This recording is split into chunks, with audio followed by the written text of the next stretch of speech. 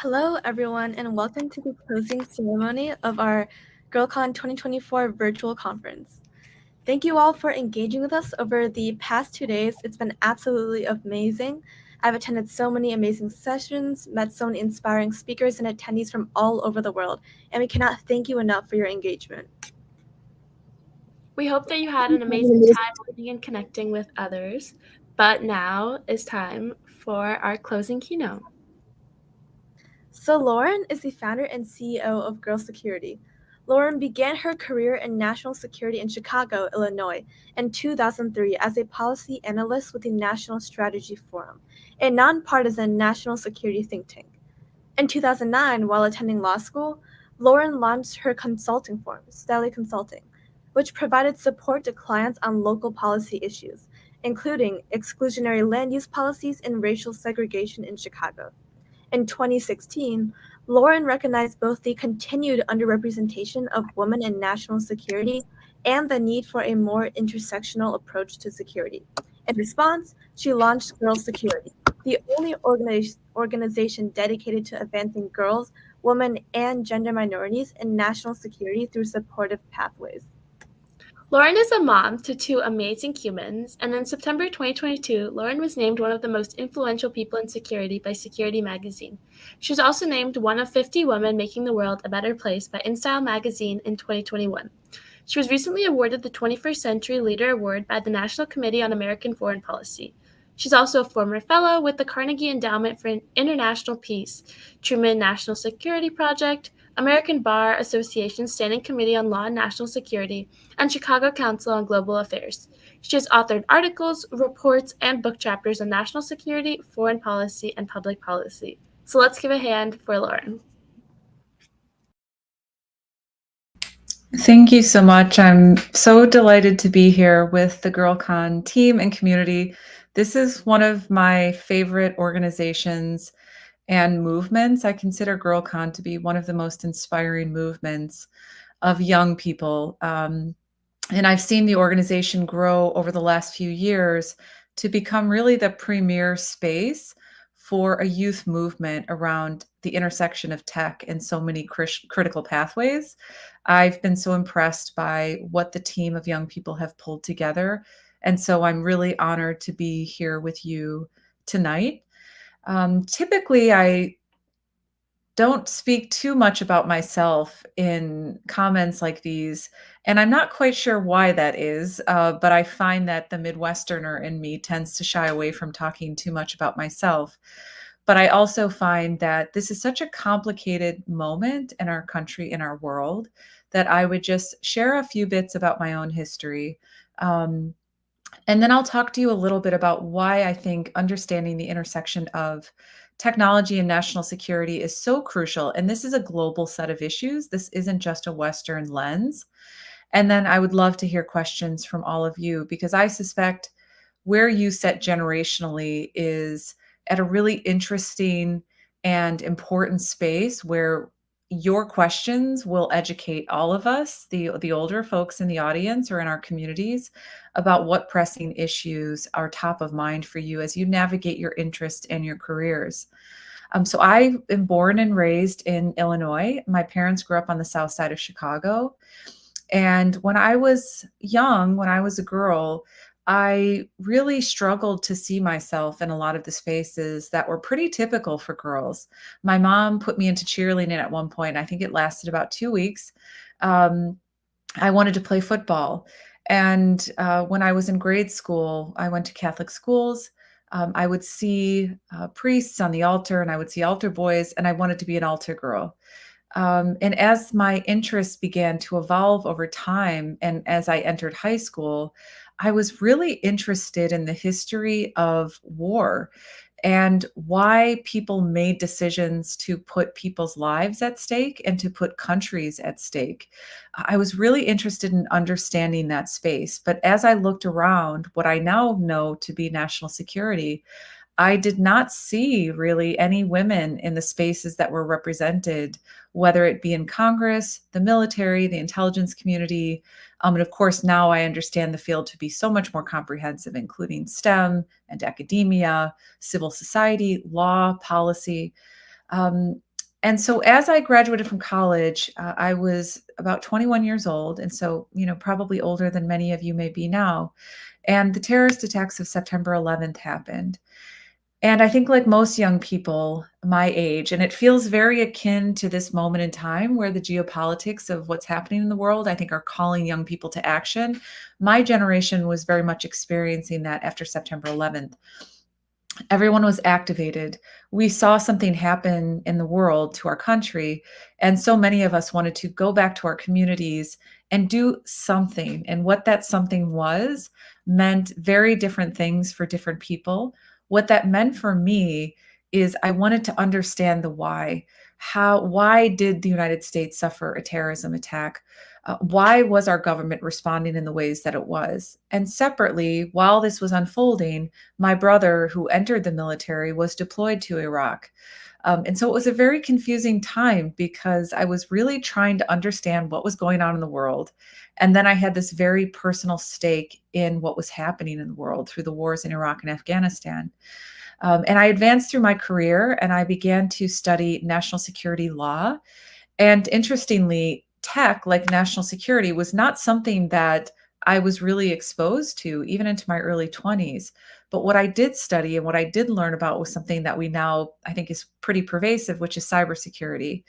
And at 21, 22, 23, so this is almost 20 years ago, I was sitting in rooms with adults who were really defining what we now know as cybersecurity. So 2 decades ago.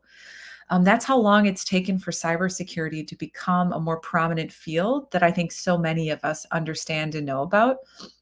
And even in those spaces in my 20s, I looked around all of these rooms and I saw one, maybe two women in rooms of 20, of 50, of 100, of 500, of 10,000 at big conferences.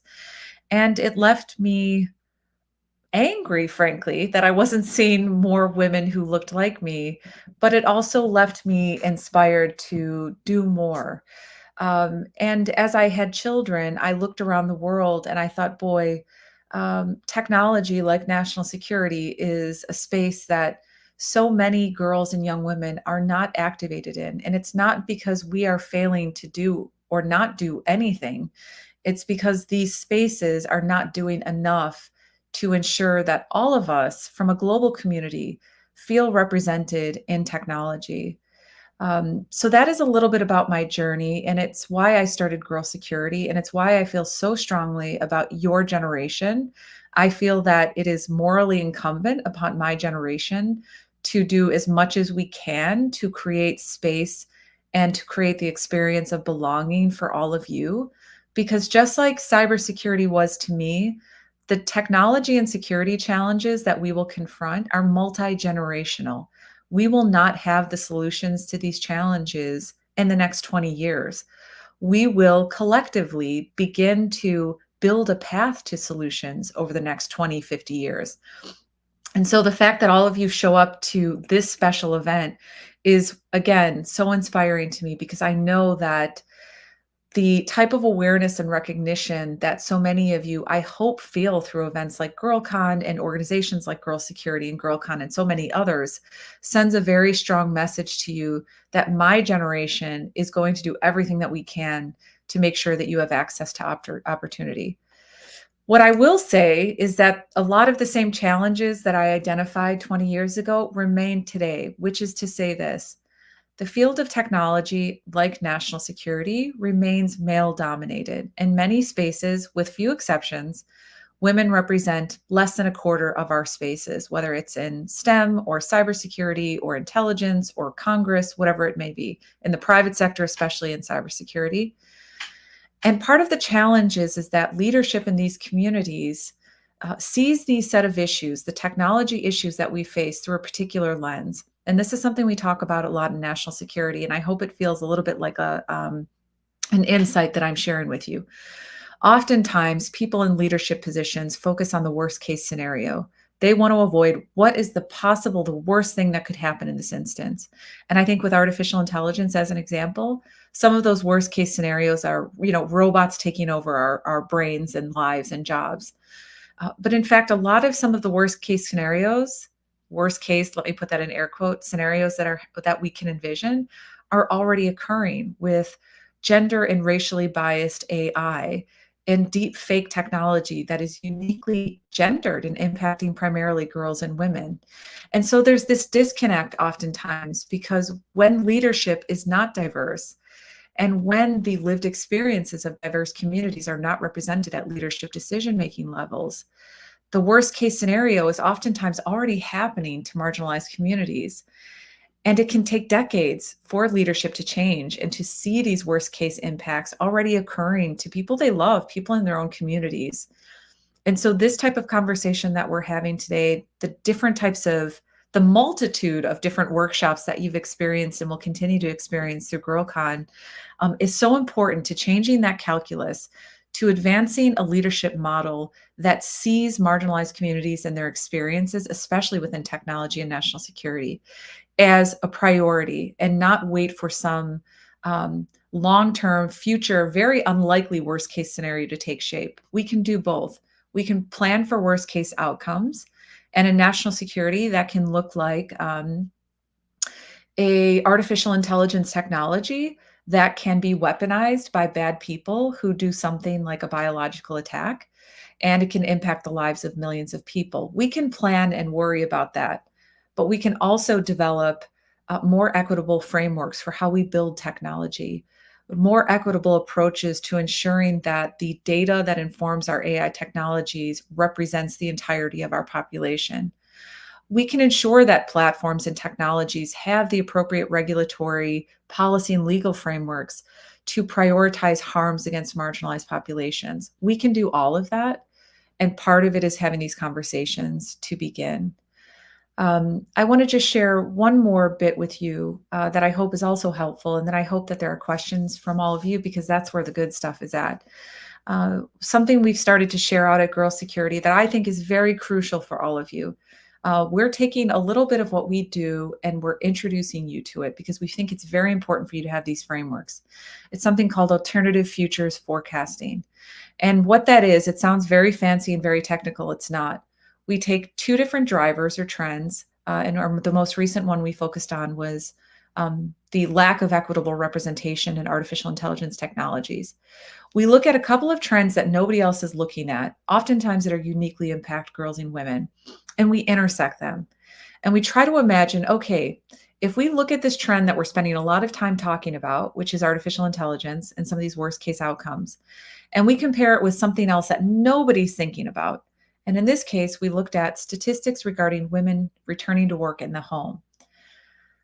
We believe that it's important to create a space for all of you to take some intellectual risks. I remember being your age, and I'm not suggesting that any of you suffer from the same challenges that I maybe did in terms of public speaking and social anxiety. But if you have, I remember being your age, and I especially remember being in my first jobs and being so afraid of articulating a wrong answer. Why, when I think back to those times, I think it was a lot to do with just building up my self-confidence in a space, again, where I didn't see myself.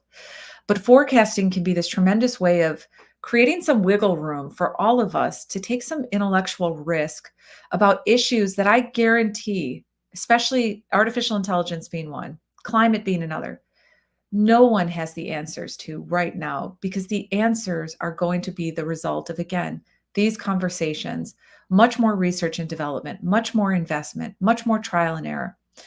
But it's important for all of you to have access to spaces where you can take intellectual risks and you don't require technical knowledge or experience to do that.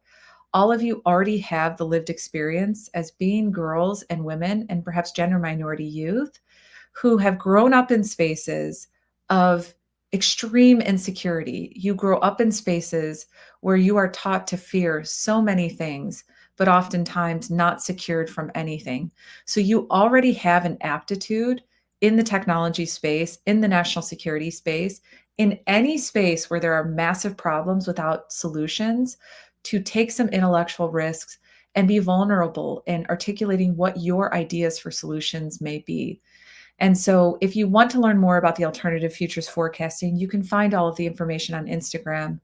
But the reason I share that is that I know at Girl Security and I know at GirlCon and I know at a lot of other organizations that we partner with, we're working really hard to create those spaces for you to feel a sense of belonging in spaces that, again, historically have not represented you, people who look like you, and your ideas.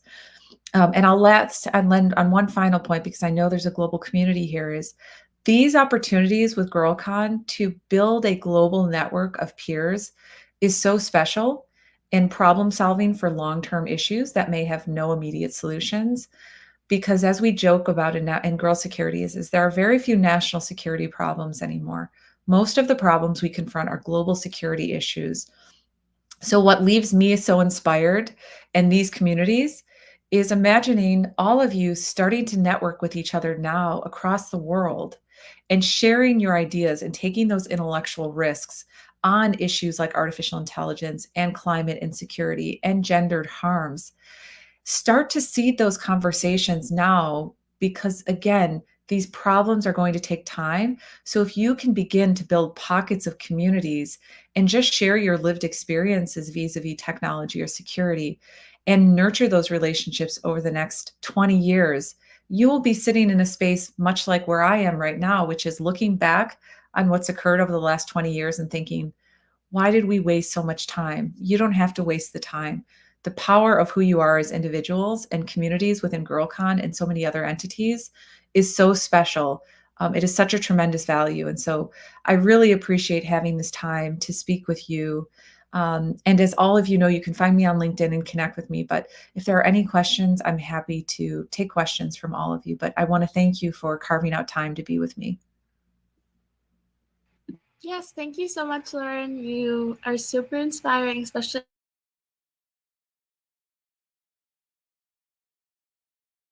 questions for Lauren. I'll give it a couple minutes, or I'll start off with some questions that we had.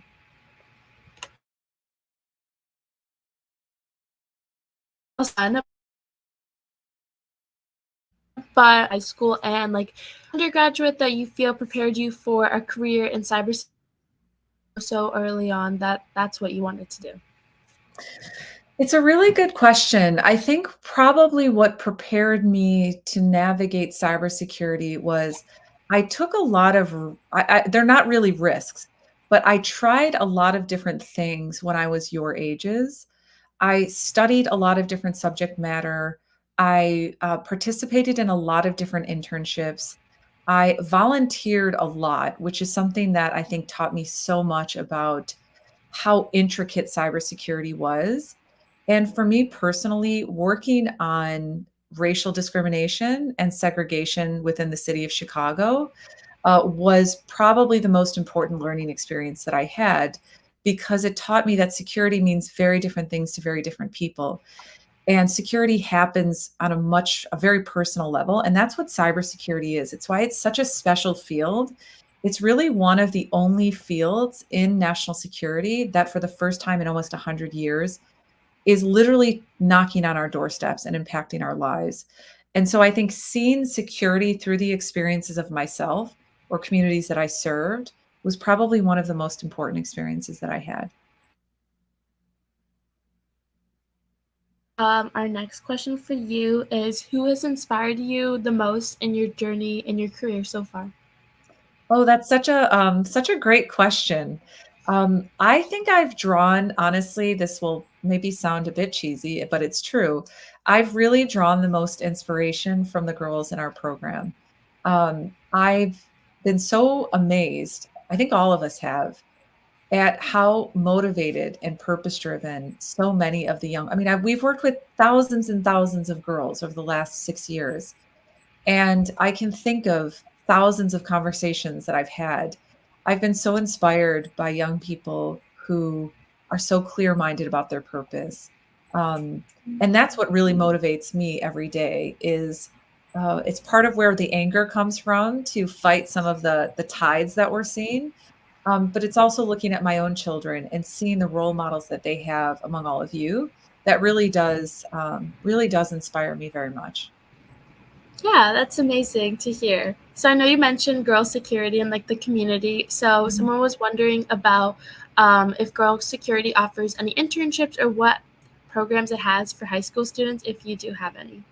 No, we do one better than an internship is how I feel about it. We have a really brilliant, robust workforce training program that is about 12 weeks. The application will open later this summer. And I think it's not because I had anything to do with it. Our brilliant team is. I think it's one of the most extraordinary workforce training programs because it really does extract skill sets that we know you will need in 5 years and 10 years and 20 years and 30 years. And on top of that, it's just a really wonderful, beautiful community of girls and young women. So if you check out, either sign up for our newsletter or check out our website. The applications will open, I think, in August. That's amazing to hear. So anyone on the call that's interested in cybersecurity, I'd highly recommend checking it out. And then our next question is, what helped you get out of your shell and make your voice heard? Oh, that's such a great question. I have tremendous social anxiety. When I was in my 20s, when I first started working, I wouldn't even walk in front of a crowded room. I would sort of slink across the back wall. I was so I had so much anxiety. Part of that I felt was because I was one of few women in a very male dominated space. And when you are in those spaces, it can feel very it's very palpable. And so I found that what helped me get out of my shell was to just practice using my voice in rooms and hearing myself ask a question. And there were times, and I laugh because it's true, where I would be so anxious that the sound of my heart beating was in my ears, audio. I couldn't hear myself. And then I'd work up the courage and I'd get that question out. And the more I did that, the easier it became. It never goes away for me, but it's much easier for me to sort of have my voice amplified. And I think the second part to that question is when running an organization has its challenges. There are many challenges, uh, but I remind myself that it's not about me, that the work that we do is about all of you, really. And so it helps me to separate some of my own insecurities from the mission of girl security. And that sort of pushes me out of my shell. Yeah, of course. And then our next question for you is, obviously you mentioned that you were super shy and that kind of affected your work. So we were wondering on how did you overcome any obstacles that you faced in your cybersecurity career, specifically like you noticed like the gaps between like women being in the career. I think finding a community of peers, that's why I think something like GirlCon is so excellent. I think finding a community of peers, folks you can call up, both peers as well as senior mentors, and have a candid conversation with is so crucial. That's why we have our mentoring program. Our mentoring program is extraordinary. It pairs young girls and women with a senior level mentor across the different communities we represent. Having someone you can call and say, hey, I had this really strange thing happen at work, or this happened. Is this quote unquote normal? Having that peer and mentor and sponsor community is really critical. Girl Security provides it, GirlCon provides it, so many others provide it as well. So if you don't find it, you can find me on LinkedIn and I will help you find it. Our team will help you find it. But I think you just need trusted people you can ask uncomfortable questions of. And maybe it's your family or a sibling. That's great too. But it does help if it's also, in addition to someone who understands the intricacies of fields like cybersecurity, which again, it's such a unique experience because it's a new field and it's sort of developing as we speak. Yeah, definitely find your community. That will definitely help out. So obviously, our next question is kind of about like the diversity in cybersecurity, which I know you've touched on before. But do you feel that the cybersecurity space in the United States, or even globally as your work pertains, is as diverse as it should be? And what are some top priorities some officials should keep in mind to make it more diverse? It is definitely not diverse globally. Girl Security had the wonderful benefit of hosting with the White House the first global convening of girls and women on cybersecurity. So we had about 1,000 participants from 36 countries. And I would say the resounding call to action was is that it's not diverse enough. And especially for girls outside of the United States, there was very little exposure to cybersecurity pathways. And we're planning some follow-up events later on this year. But I think a call to action for leaders across the country and across the world is to, number one, prioritize cybersecurity as a workforce sector that can provide economic mobility to girls and young women especially.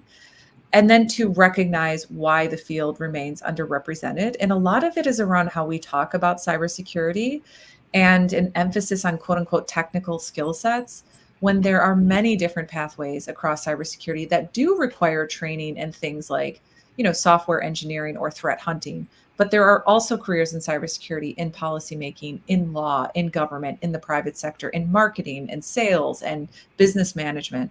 So I think there's a lot that can be done around just prioritizing accurately representing the cybersecurity field. Mhm. And then I think an investment in training. One of the reasons why our workforce training is stipended is because we believe that if you are giving up your time to learn a skill set that will ultimately provide you economic mobility as a girl or young woman, you're contributing back to our economy. And that's helping us as a country, it's helping the world. And so I think also pushing on leadership to prioritize compensating training through things like apprenticeships is also something that's very important. Yeah. And then one of our final questions is, what do you think high school students and like other people can do to get their foot in the door of various movements in cybersecurity or other fields that they may be interested in? Yeah, it's a great question from Vivian. Well, I think the first thing is to find an organization that serves the population that you identify with, especially if you are entering a high school space, Girl Security, GirlCon, and others. Find an organization that serves your demographic. That's number one. I think another great skill, and I tell this to everyone, is and you do have to shed a little bit of your maybe insecurity and maybe building self confidence is just email people. I receive emails all the time from girls and young women who just say, "Can I have 15 minutes of your time, or would you mind answering that question?" The right people are going to take the time to speak with you, and if you can begin building that network now, and when I say build that network, I mean build a network of trusted people whose relationships you nurture over time. Kyla Guru, who's one of the founders of GirlCon, is the perfect example. She has been building this network of relationships for probably over a decade. And she has grown a global community of supporters, and she interacts genuinely with people. And I think that is she is one of the most remarkable role models for so many in this community. So find an organization like Girl Security that supports you, but also find the role models you admire. Reach out to them on LinkedIn or send them an email. Be it professional, of course, and respectful and all those other things, but ask them for 15 minutes of their time. And I guarantee 90% of the time someone will reply to you and give you 15 to 30 minutes of their time. Yes, of course. Definitely the big thing is just making sure you reach out and have a community that you can help out with. Does anybody else from the chat have any questions? Or we can do a couple more. And then my next question is, how do you learn how to prioritize your time and energy, especially in such a fast-moving field like cybersecurity? Like, any tips and advice? That's so challenging. I think what I've really learned is that despite how much I try to prioritize things, certain things just will never get done.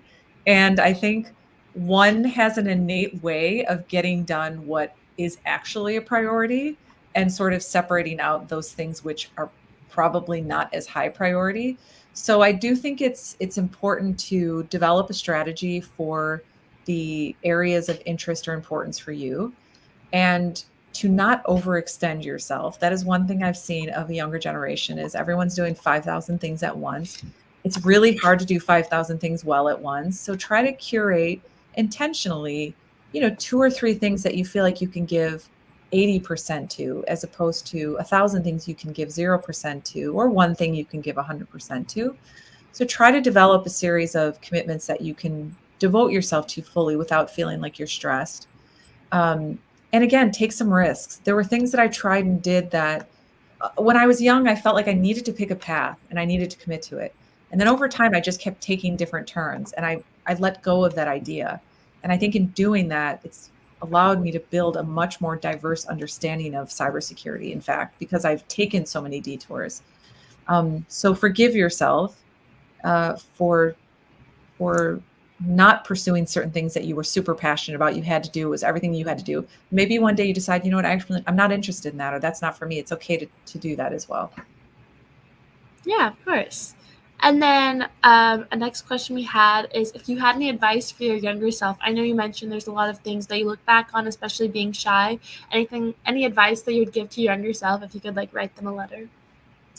Oh, I think the whole dance like no one's watching is probably the thing that always comes to mind for me is it's so easy to allow our insecurities to dampen the light in all of us.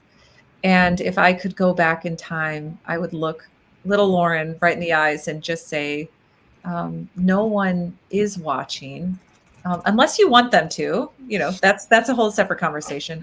But no one is watching, and so much of the first half of your life is about exploring and finding out who you are. And the only way you can really do that is to dance like no one's watching, is to really explore the diverse and wonderful extremes of who you are. And if you can do that without being encumbered by insecurity or a sense of self awareness that sometimes can be suffocating, boy, I would have had a lot more laughs along the way. Of course. Does anybody else from the chat have any questions for Lauren? Anything on cybersecurity? Any of her work that we mentioned before? Anything like that?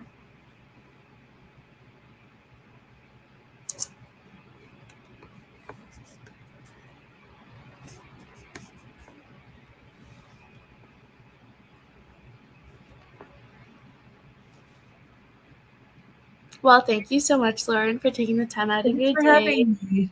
Of course. And you can Yeah. find me on LinkedIn too. So feel free to find me on LinkedIn and connect with me. Yes, connect with Lauren. She's definitely an amazing person to stay in touch with. And as she mentioned before, she put it in the chat, but they have a security workforce training. So if you're interested, click the link and you can get some good information. But yeah, thank you so much, Lauren. Thank you so much. Have a good evening, everyone.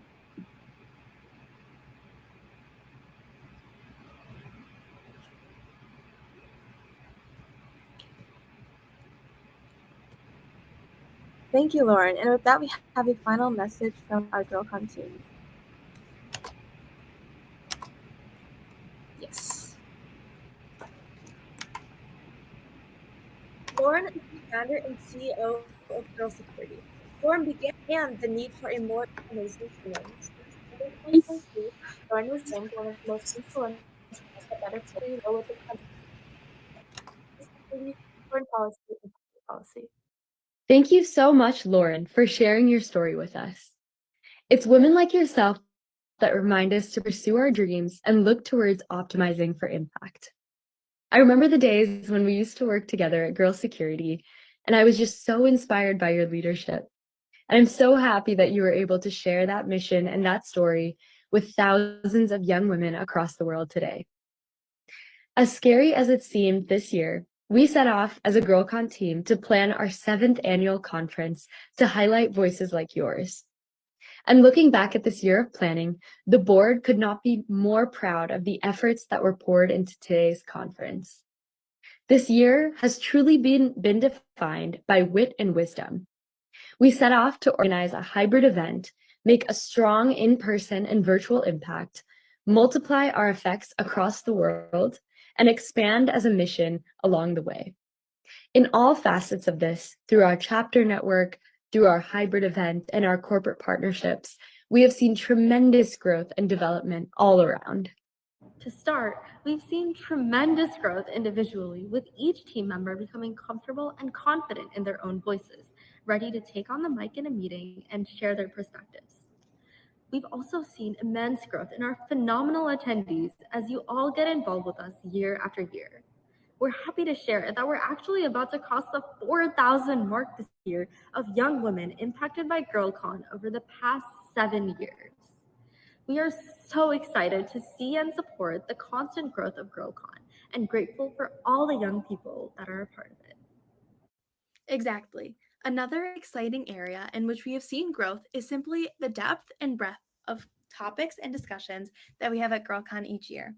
From media to recycling, to skincare to space travel, it's abundantly clear and ever exciting that the impact that technology is having across industries is expanding rapidly and affecting us all.